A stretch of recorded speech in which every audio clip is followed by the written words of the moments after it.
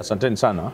Leo tumepokea kamati ya mawasiliano, ardhi na nishati ya Baraza la Wawakilishi Zanzibar kuja kwa ajili ya mafunzo ya mfumo ambao sisi tayari tumeanza kutumia, na kamati hiyo imeongozwa na Mheshimiwa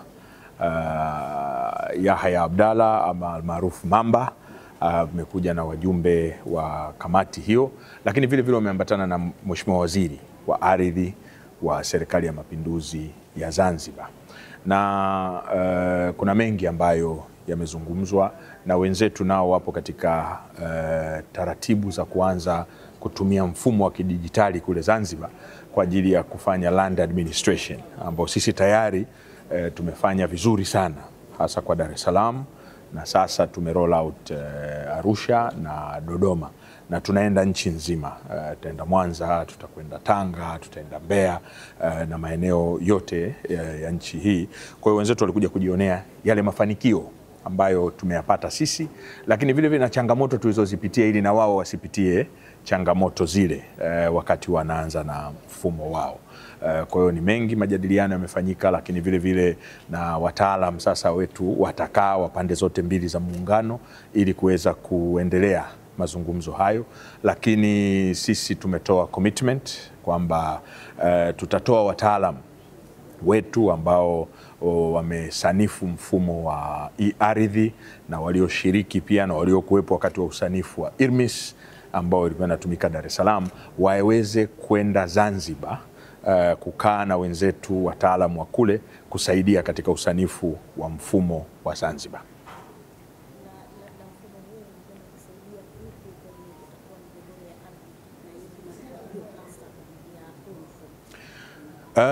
Mfumo huu ni muhimu sana. Kwanza kuondokana na migogoro ya ardhi, kwa sababu kila kitu kitakuwa kidijitali. Kwa hiyo zile changamoto ambazo tunaziona huwa za double allocation kwenye maeneo mengi, ama ubadilishaji wa matumizi wa maeneo kiholela hautokuwepo tena, hivyo kuondoa migogoro isiyo na lazima. Lakini vile vile ni kuweka records vizuri. Saa hizi kuna changamoto ambao huwa tunaisikia wananchi wakilalamika, ambao ni wateja wetu wakubwa, kwamba kuna uchomoaji wa document kwenye faili, kwenye nini, faili limepotea, ambao nayo huzaa migogoro vile vile. Kwa hiyo hiyo changamoto pia nayo inaenda kuondoka kabisa, kwa sababu kila kitu kitakuwa kidijitali. Kwa hiyo hiyo inasaidia kwa kiwango kikubwa sana kuondoa migogoro ya ardhi. Mheshimiwa Waziri, sasa mfumo mnatarajia lini utakuwa umefikia nchi nzima? Kama unavyofahamu, kazi ya kuhamisha document ambazo ni manual kupeleka digital, hasa document ambazo ni sensitive sana kama za ardhi, huwa tunatamani iwe haraka sana, lakini lazima ifanywe kwa uangalifu mkubwa sana.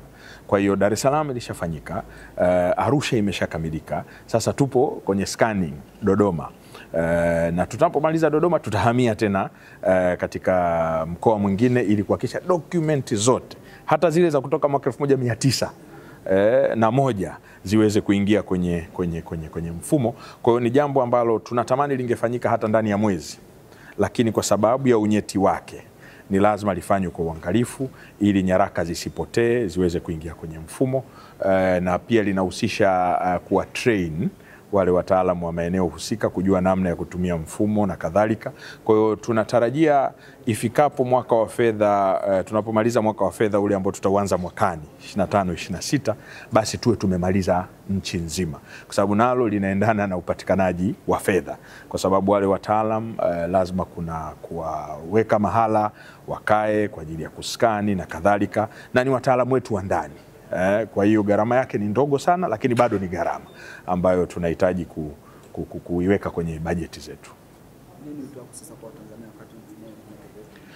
Wito wangu kwa Watanzania ni kwamba kwanza jiridhishe pale unapoenda kutaka kununua ardhi kwamba umiliki wake upoje, ujiridhishe kwa nyaraka, lakini sio tu umiliki wake ukoje, kwenye town plan ya eneo husika ama matumizi bora ya ardhi kwenye kijiji husika ni yepi, kabla wewe hujaenda kuchukua eneo hilo. Na utapopata nyaraka, pata hata nakala ya zile nyaraka, basi tembelea ofisi yako ya ardhi iliyo jirani, wakuangalizie kwenye mfumo wakuangalizie kwenye faili kuna nini, kama huyo muuzaji ndio muuzaji sahihi na kadhalika. Kwa hiyo wito wangu kwa Watanzania ambao mimi naita ni wateja wetu wakubwa wa Wizara ya Ardhi ni kuhakikisha unajiridhisha na umiliki wa ardhi kabla hujatoa fedha yako kuweza kununua ardhi hiyo.